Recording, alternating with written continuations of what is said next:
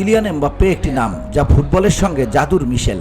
লাস পালমাসের বিপক্ষে দুর্দান্ত পারফরম্যান্স দিয়ে নিজের প্রতিভার আরেকটি উদাহরণ দিলেন এই ফরাসি তারকা।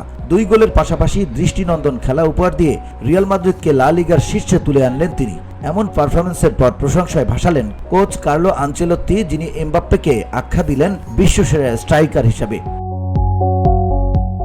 সান্তিয়াগো বার্নাবুতে ম্যাচের প্রথম মিনিটেই লাস পালমারেস ফাবিও সিলভার গোলে স্তব্ধ হয়েছিল রিয়াল সমর্থকরা। মাত্র 28 সেকেন্ডে পাওয়া সেই গোলটি ছিল লা লিগার ইতিহাসে রিয়ালের বিপক্ষে দ্বিতীয় দ্রুততম গোল, কিন্তু রিয়াল মাদ্রিদ ঘুরে দাঁড়াতে দেরি করেনি। রদ্রিগোকে ফাউল করার জন্য পেনাল্টি পায় রিয়াল, যা থেকে গোল করে সমতা ফেরান এমবাপ্পে। এরপর ব্রাহিম দিয়াজের গোলে এগিয়ে যায় রিয়াল। 3 মিনিট পর দ্বিতীয় গোলটি করেন এমবাপ্পে, যিনি পুরো ম্যাচ জুড়ে ছিলেন প্রতিপক্ষের রক্ষণভাগের জন্য মূর্তিমান আতঙ্ক। দ্বিতীয়ার্ধে রদ্রিগোর চমৎকার এক গোলে স্কোর লাইন দাঁড়ায় 4-1।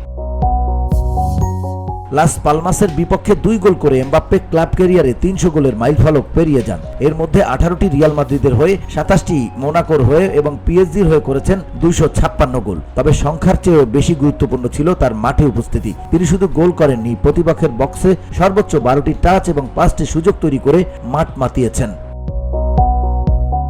কোচ কার্লো আনচেলত্তি এমবাপ্পের পারফরম্যান্সে মুগ্ধ হয়ে বলেন, সে বিশ্বের সেরা সেন্টার ফরওয়ার্ড। তার গতি ও কৌশলগত দৌড় যখন সেন্টার পজিশনে ব্যবহার করা হয়, তখন তা প্রতিপক্ষের জন্য ভয়ানক হয়ে ওঠে।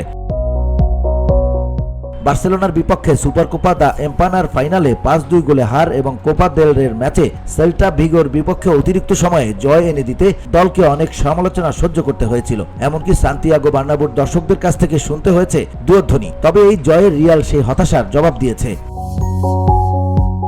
VOD Bangla news desk.